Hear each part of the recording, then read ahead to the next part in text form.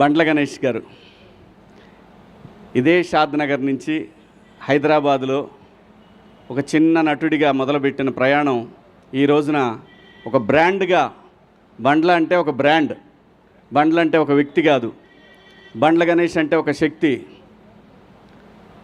పర్సనల్గా నాకు గణేష్ అన్నతోటి నాకున్న పరిచయం 30 సంవత్సరాల పై మాటే, 32 ఏళ్ళు. నాకు మొదటిసారి కలిసినప్పుడు కరెక్ట్గా వారం 10 రోజుల్లోనే ఆర్టిస్ట్గా చేస్తున్నప్పుడు నాకు కమ్యూనికేషన్ లేదు. అంటే ఫోన్ కానీ, అప్పుడు ఫోన్ కూడా లేదు, పేజర్ ఉండేదన్నమాట.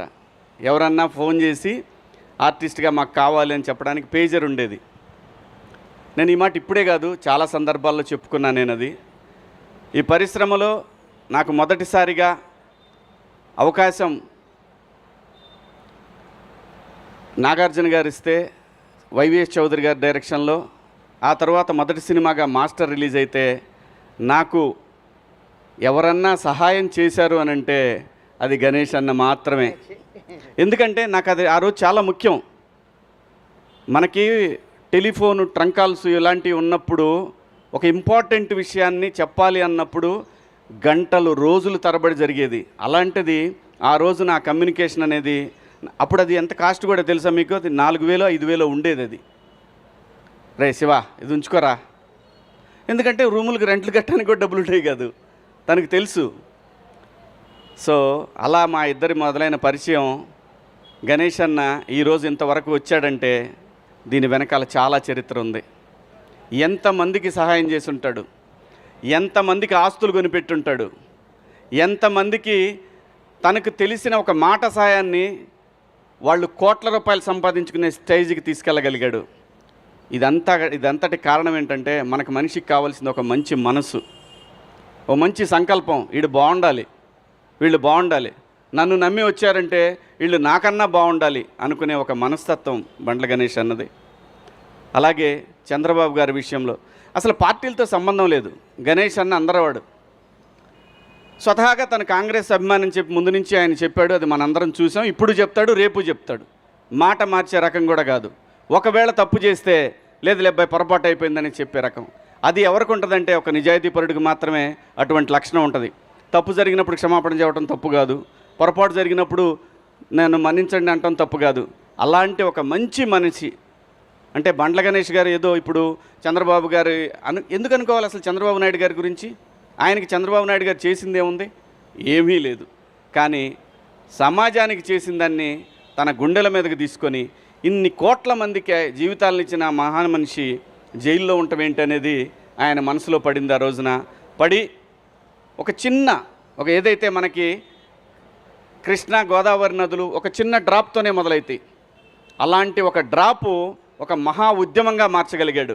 ఆ మహా ఉద్యమమే ఆ నాయకుడు చంద్రబాబు గారు బయటికి రావడానికి అంతమంది జనాలు, అన్ని కోట్ల మంది జనాల యొక్క ఒక వైబ్రేషన్ ఆయన బయటికి రావడానికి కారణమైంది. ఆ కృతజ్ఞత భగవంతుడికి ఏదైతే తను మాట ఇచ్చాడో, మా నాయకుడు ప్రజల మనిషి బయటికి రావాలని కోరుకున్నాడో, ఆ కోరిక మేరకు ఆ భగవంతుడు కరుణించి ఆ రోజున బాబు గారికి బెయిల్ రావడం, బయటికి రావడం. ఆ తర్వాత ఏం జరిగిందో మీరు అందరూ చూశారు. మరి ఊరికే మాటలంటాం అందరికీ సాధ్యమే, ఎవరైనా అనొచ్చు ఒక మాట. కానీ తన అన్న మాట ప్రకారం ఈ రోజున షాద్ నగర్ నుంచి, అంటే తనకి ఏదైతే తన జీవితం మొదలైన ఈ ప్లేస్ నుంచి వెంకన్న దగ్గరికి మొదలుపెట్టాడు ఈ ప్రయాణం. ఇవాళ తను ఒక 40-50 మందితోటి మొదలు పెడుతున్నాడేమో, కానీ ఇది అక్కడికి వెళ్ళేసరికి ఒక మహాసముద్రంలాగా మారిద్ది. మనందరం చూస్తాం. నేను కూడా వస్తాను నీతో అన్నాడు. నువ్వు కాదబ్బాయి, నువ్వు అక్కడ దాకొద్దు, నువ్వు బయలుదేరే దగ్గర ఉంటే చాలు అని అన్నాడు. ఎందుకంటే ఇది తను చేసేది దేని గురించి? తనకేం లాభం లేదు దీంట్లో, తనకు వచ్చేది లేదు. డైరెక్ట్గా ఇక్కడి నుంచి బస్కి వెళ్ళిపోయి శుభ్రంగా ఫ్లైట్కి వెళ్ళిపోయి దర్శనం చేసుకొని రావచ్చు. ఈజీ, చాలా ఈజీ. మాట ఇచ్చాడు, భగవంతుడి దగ్గరికి వెళ్ళాడు, దండం పెట్టుకున్నాడు, థ్యాంక్స్ చెప్పాడు, ఇది ఓకే. కానీ అలా కాదు. తను ఏదైతే అనుకున్నాడో, అనుకున్న మాట మీద నిలబడాలి అనేది ఒక సంకల్పం ఏదైతే ఉంటుందో, ఆ మనిషి ఇప్పుడు మనం చూస్తున్న ఈ బండ్ల గణేష్ గారు ఇంకా ఎక్కడో చూస్తాం, మనం ఇంకా వేరే లెవెల్లో చూస్తాం. ఏ మనిషికైనా అంతేనండి, నాట్ ఓన్లీ బండ్ల గణేష్ గారు, ఎవరైనా సరే ఇక్కడ నిజాయితీ ఉండాలి. ఇక్కడ నిజాయితీ ఉంటే నేచర్ మనతో వస్తుంది, సమాజం మనతో వస్తుంది.